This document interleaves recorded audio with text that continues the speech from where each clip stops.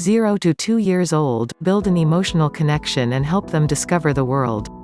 Children at this age are growing and developing new skills very quickly, so they need their parents to help them adapt to the world. They can communicate their needs in a very limited way. Experts say that children can usually use about 50 words by the age of 2 and use crying as their main means of communication. Children at this age crave physical contact since it calms them down and facilitates their development. They need to develop their physical abilities through interaction with other people, playing games, and touching.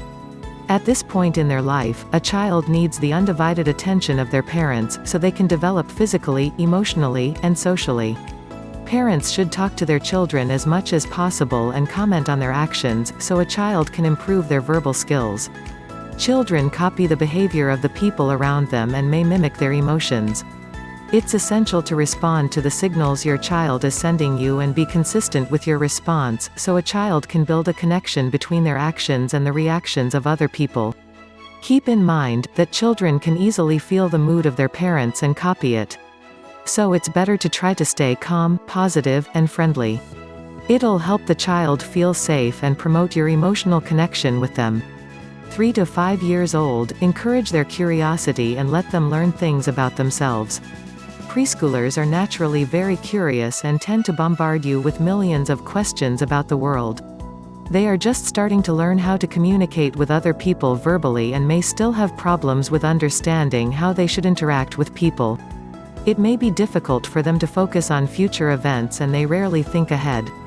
They may have problems focusing on one task for a long time and building a connection between different events.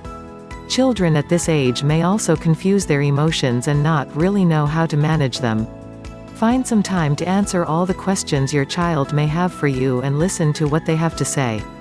If you get distracted, the child will notice it and, for them, it may mean that while you're present physically, you've abandoned them mentally. Don't expect too much from your kid when it comes to a conversation and you need to help them navigate the world. For example, when you ask your child's opinion on something, give them a limited choice so they don't have to come up with an answer on their own. Teach your child that it's fine to feel different kinds of emotions and that anger or frustration don't make you a bad person. But it's important to differentiate these feelings and learn how to manage them.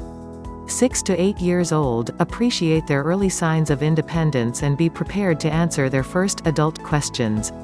At this age, children usually start going to school and, for the first time in their life, they get to spend a lot of time without their parents, interacting with their peers.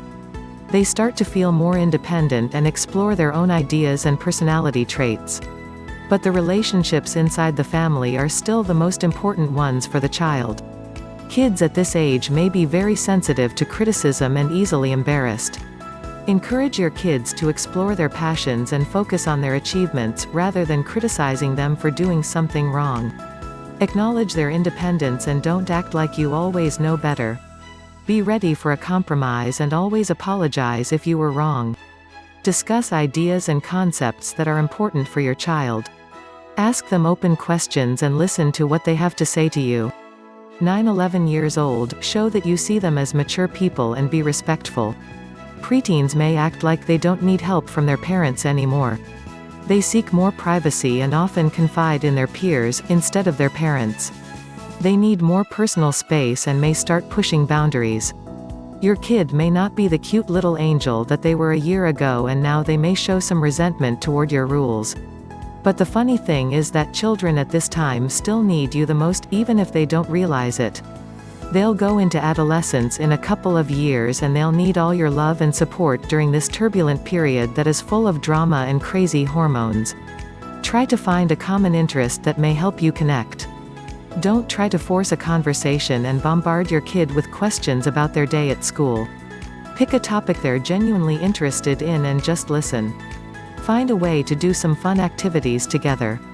Don't insist on spending time together just because you have to do it as a family. Instead, try to truly connect to your child and spend quality time together that will bring pleasure to both of you. Show that you'll love them no matter what. Even if your child acts like they're the most independent person in the whole world, they still need to know that you'll have their back and that they can trust you and rely on your unconditional love. 12 to 18 years old, value their privacy by showing your trust and actively engaging in the conversation.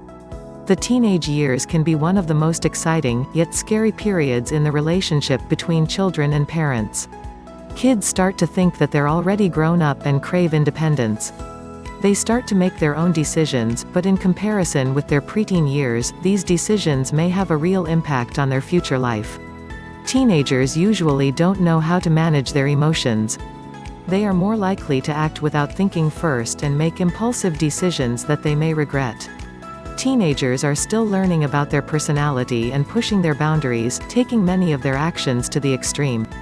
Acknowledge their feelings and support them, even if the problem seems minor to you. Show that you understand them and that dealing with high school drama may be as challenging as with a failed test.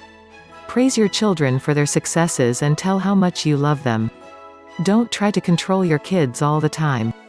Children can quickly become pretty good at lying and hiding information, so they're likely to find a way to break your rules if they really want to.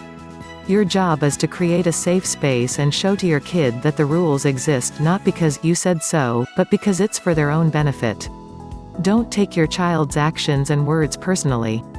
When your child ignores you or throws a tantrum, they are trying to dominate you and show you who the boss is now. Don't fall for this trick and stay adult in this situation by controlling yourself and looking for ways to reconnect with your kid.